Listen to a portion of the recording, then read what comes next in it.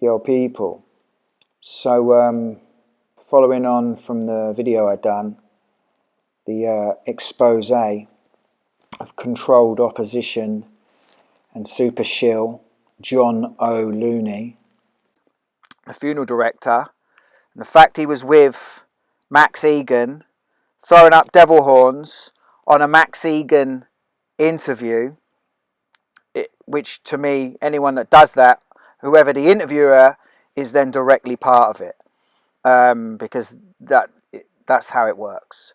So yeah, like after that I started sort of Googling Max. I never really liked him. I just found him very much a negative person, very, very doom and gloom, but he has done some good research. But you know, once I sort of say what I say here, you'll understand how he knows so much.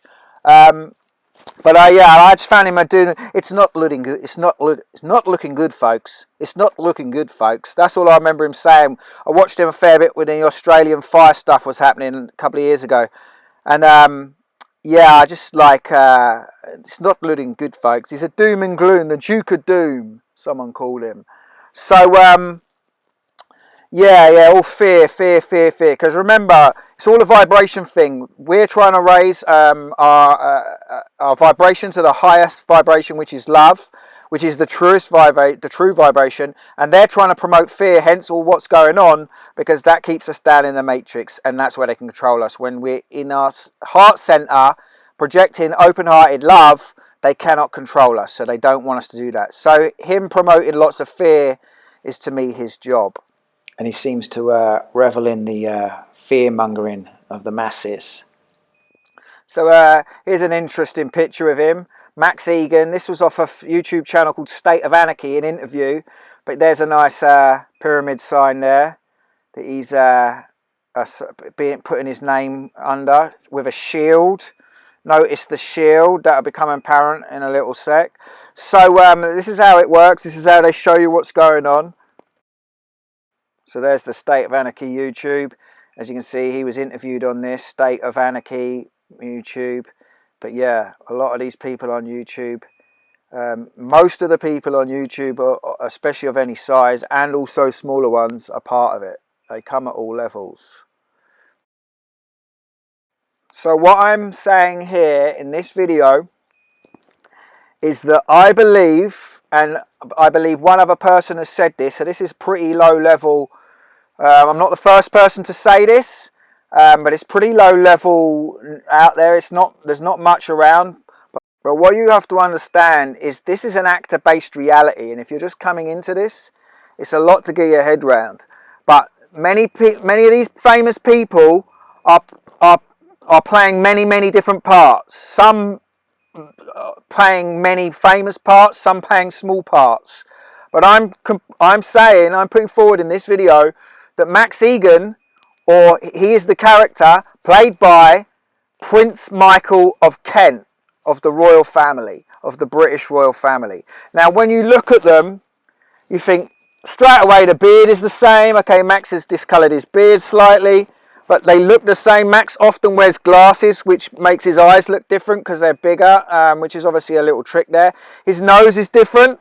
But, you know, we're talking Hollywood here. They can make anyone look like anything. Michael Jackson once dressed up as a white person, as a fat white guy. So, you know, you can make you do anything. So a fake nose, it just puts on his makeup when he does his thing. But look how much they look the same. Now, the main thing I want you to look at is the ears, the eyes, and obviously the beard is the same, but the creases down the side of his nose and his moustache, they look so similar to Max Igan's. So that's the main thing I've concentrated on. Imagine a prosthetic nose, whatever that word is, glasses, Australian accent. You know, I'm really sure of this, and it's a pretty groundbreaking one. Like I said, someone else has said this. I'm not the first person to find this. But very few people are talking about this on the internet. No one on YouTube as far as I can see. So as you can see, as I said, the creases down the side of the nose. Look at the nose there. Could easily be a fake nose. Same beard. Okay, it's a little bit more grey there. You know, they can dye all this stuff, you know, but the beard is basically the same. But here's a picture of Prince Micheal of Kent. Obviously, not surprisingly, he's a Freemason. Here's something I found out. Max Igan, interesting conspiracy misdirection. I have to tell you what's going on. This is on some site. I can't remember what the site's called.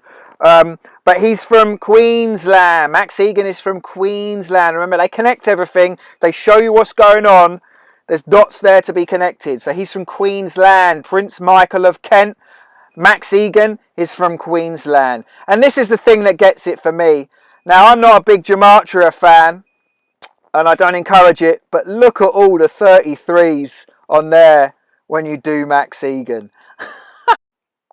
I mean, that's just blatant. And as I said, Gematria is the matrix, Matria, matrix, so it's a trap. I don't encourage Gematria, but it's a handy tool to use just to check on things. And look at those. 1, 2, 3, 4, 4 33s when you put in Max Igan.